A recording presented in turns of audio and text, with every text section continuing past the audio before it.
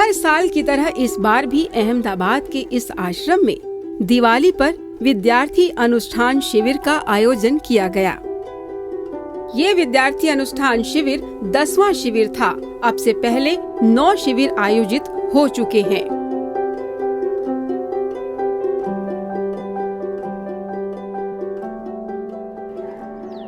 मैं दिल्ली से आई हूँ और मैं फर्स्ट टाइम इधर आई हूँ और मेरा मन कर रहा है कि मैं इधर हर बार आऊँ। बहुत अच्छा एक्सपीरियंस है, मेरे को बहुत मजा आ रहा है। इस शिविर में समूचे देश से हजारों विद्यार्थियों समेत कई साधकों ने भी भाग लिया। 7 दिन के इस शिविर में बापूजी के संकल्प से साधकों को खजाना मिला। यहाँ शरीर की तंदुरुस्ती के लिए योग सिखाया जाता था। आध्यात्मिक व आत्मिक उन्नति के लिए सत्संग, प्राणायाम, ध्यान व संध्या करवाई जाती थी। आश्रम का कोना कोना दैविक ऑरा से भरपूर था।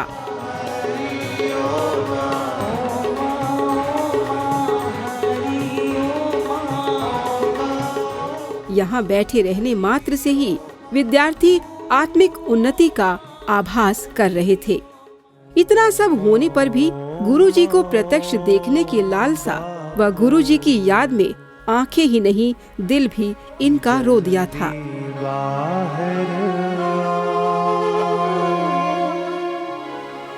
चातक बिन स्वाति बूंद के और मछली जैसे जल के बिन आ जाओ है गुरुवर प्यारे, तड़पे हम भी तेरे बिन।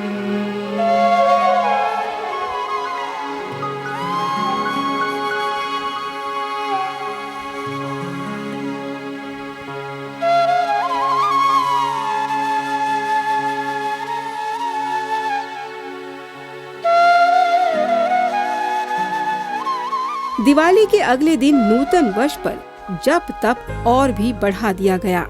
हर दिन विद्यार्थियों से भ्रामरी प्राणायाम जरूर करवाया जाता था, क्योंकि भ्रामरी प्राणायाम करने पर बापूजी ने हमेशा से जोर दिया है। हर संध्या को ठीक समय पर सही ढंग से करवाया जाता था। स्तोत्र पाठ भी इस शिविर का हिस्सा थे। हजारों विद्यार्थियों व साधकों से खचाखच भरा हॉल हर भजन पर तालियों की गड़गड़ाहट से गूंज उठता था।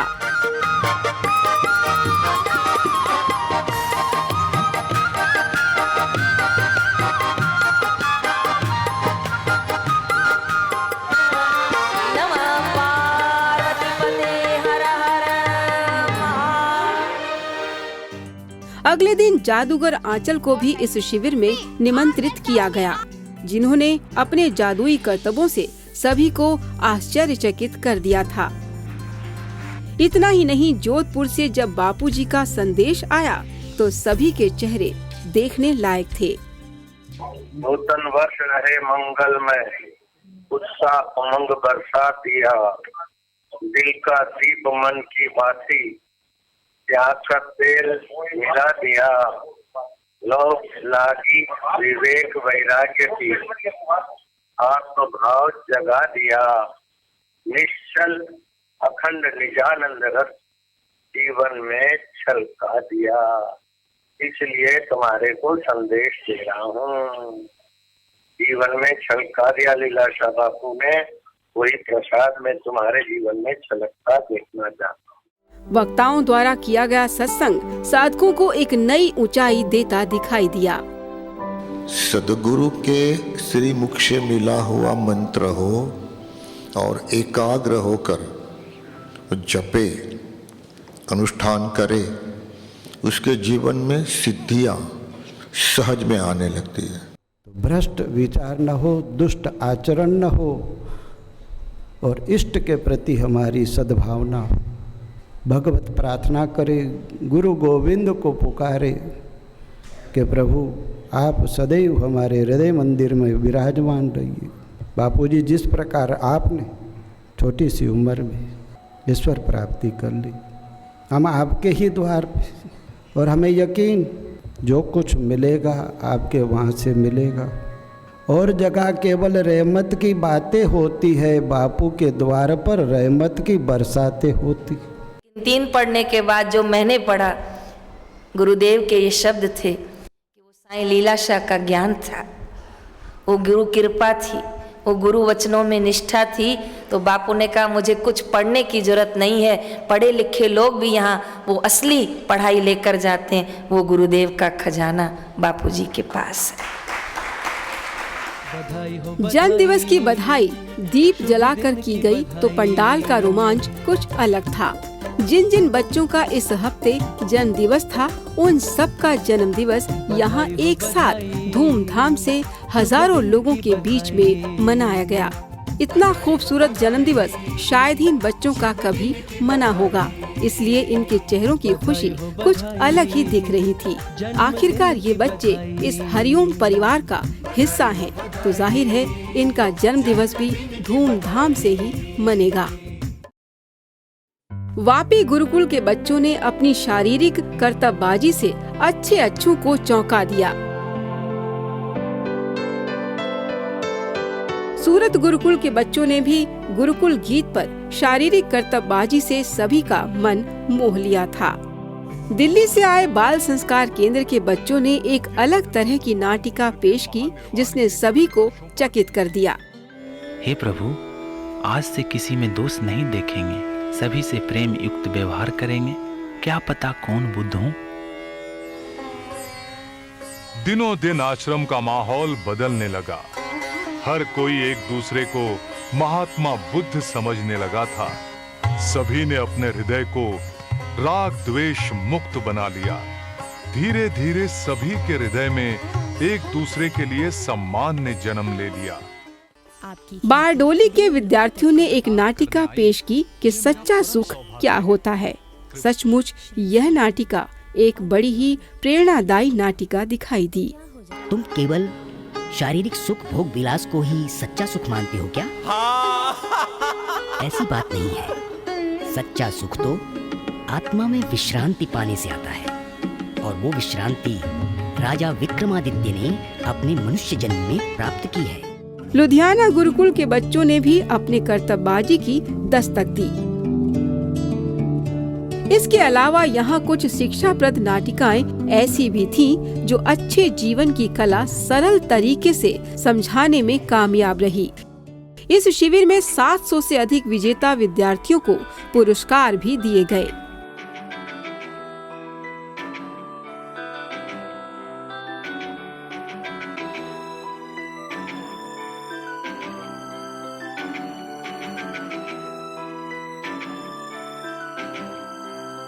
हर दिन यहाँ पर सुबह शाम दोनों समय बापूजी के लिए सभी शिविरार्थी संकल्प किया करते थे। छोड़ के हमको याद न आई हमारी, याद न आई हमारी। आओ ना बापू आओ ना,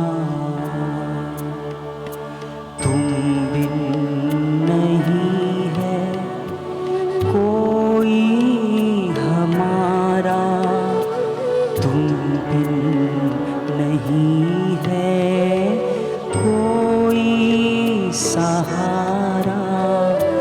आओ ना बापू आओ ना, आओ ना बापू आओ। यह संकल्प पूरे वातावरण को हिलाकर रख देता था। हर दिन शाम की आरती के बाद जो धूम मचाते थे, उससे पूरा अहमदाबाद चहक उठता था।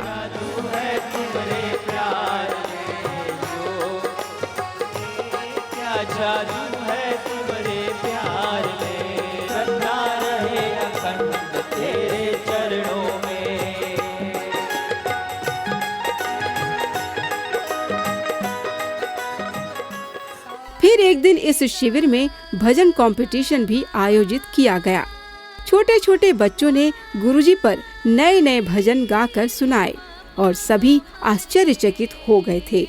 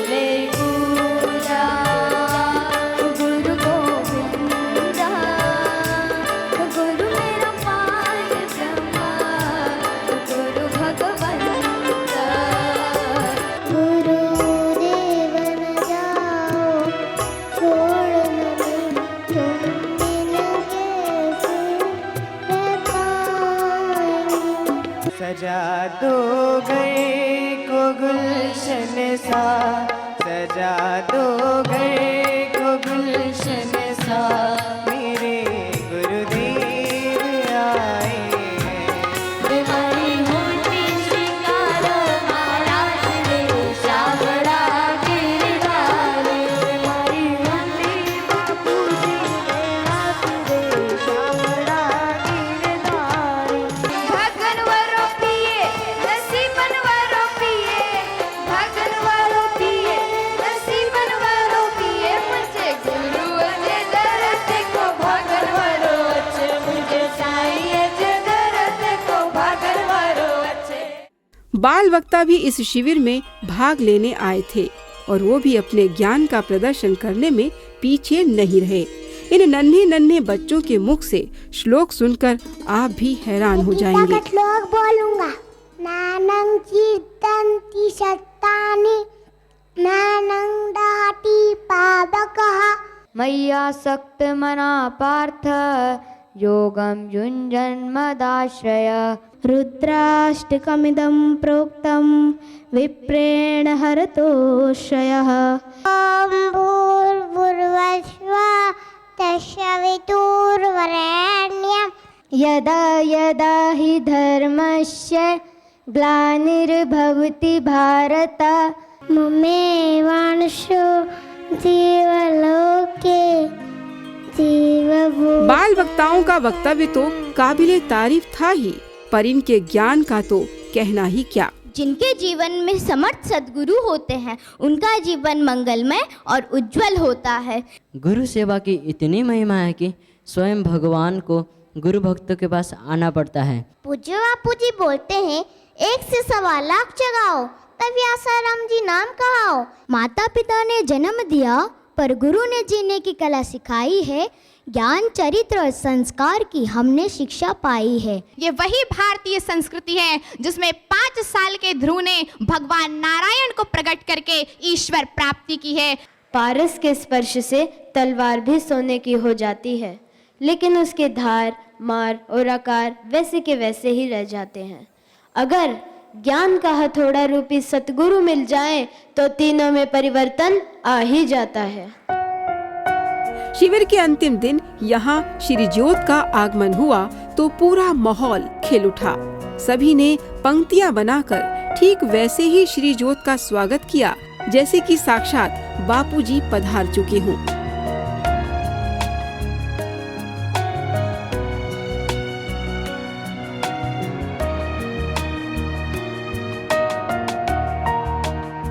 और फिर गुरुजी से आरती स्वीकार करने के लिए प्रार्थना।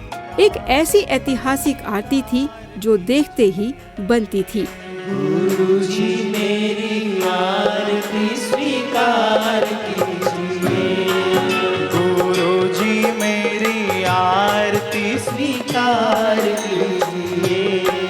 चरण में पड़े हैं उद्धार कीजिए, चरण में पड़े हैं उद्धार कीजिए।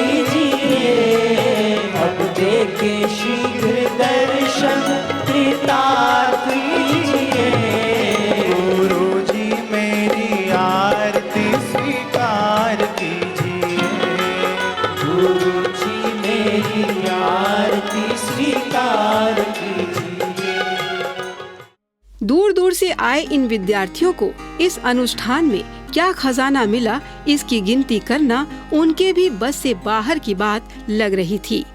यहाँ पर मैं संत श्री आशाराम जी बापू के यहाँ शिविर में आई हूँ 7 दिनों के लिए। हम आश्रम में इसलिए आए हैं क्योंकि यहाँ पर बहुत ज़्यादा सात्विक दिवाली मनाई जाती है, बहुत ज़्यादा नियम और जप के साथ। यहाँ पे आके मुझे बहुत अच्छा लग रहा है क्योंकि यहाँ पे बहुत अच्छी बातें सिखाई जाती हैं, जैसे कि रोज़ सुबह 4 बजे उठते, स्नान आदि करके आश्रम आते हैं, जब ध्यान, योगा, प्राणायाम, संध्या और बापूजी के सत्संग सुनते हैं और कर दर्शन करना आदि आध्यात्मिक बातें सिखाई गई, जिससे मुझे पता चला कि हमारी आध्यात्मिक शक्ति कैसे जागृत हो। यहाँ बहुत से खेल और बहुत सारी प्रतियोगिता भी होती हैं। हर एक जगह मतलब रूल्स, रेगुलेशन, डिसिप्लिन सब कुछ है यहाँ पर। मुझे बहुत अच्छा लग रहा है यहाँ पे आके।